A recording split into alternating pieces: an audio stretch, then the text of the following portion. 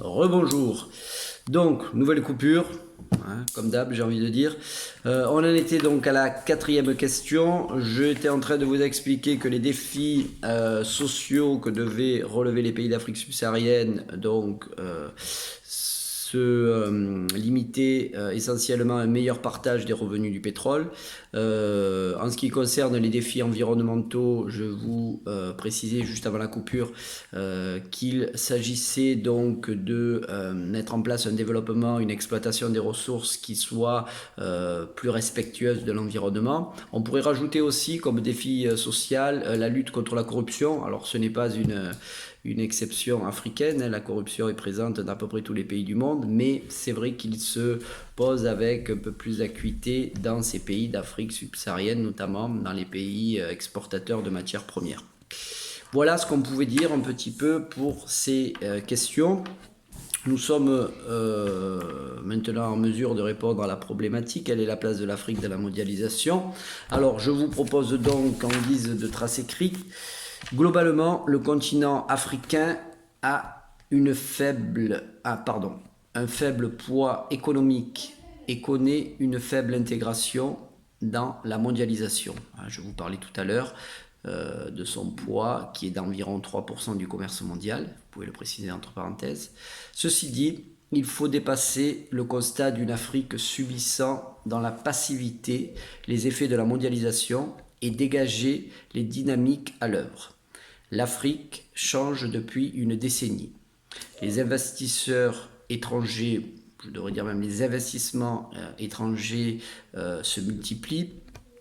Le besoin grandissant de ressources énergétiques, minières et végétales que nécessite l'économie mondiale profite de plus en plus à un certain nombre de pays africains. Alors je vais vous en citer quelques-uns.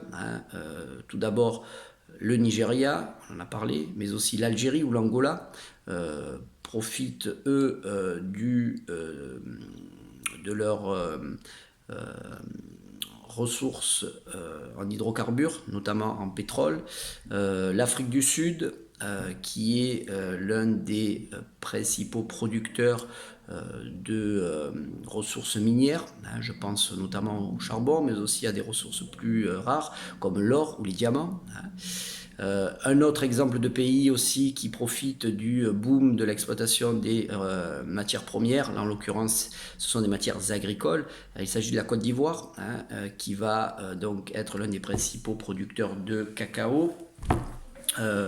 Donc autant de pays qui, vous le voyez, grâce à l'exploitation et l'exportation de leurs ressources énergétiques, minières ou végétales, eh bien s'insèrent de plus en plus dans les circuits, dans les flux de la mondialisation. Pour l'Afrique du Sud, on pourrait même dire qu'elle fait figure de puissance régionale à l'heure actuelle. En témoigne son intégration au sein des BRICS, puisque parmi ces pays dits émergents, l'Afrique du Sud est le seul pays du continent africain. Cet afro-optimisme, entre guillemets, est toutefois tempéré par les inégalités économiques et sociales qui s'accentuent à toutes les échelles et par une gestion prédatrice des ressources qui compromet le développement du continent. Point final. Voilà pour cette leçon, voilà pour ce dernier chapitre sur l'Afrique. J'espère qu'il vous a permis de comprendre un petit peu mieux les enjeux de cette leçon.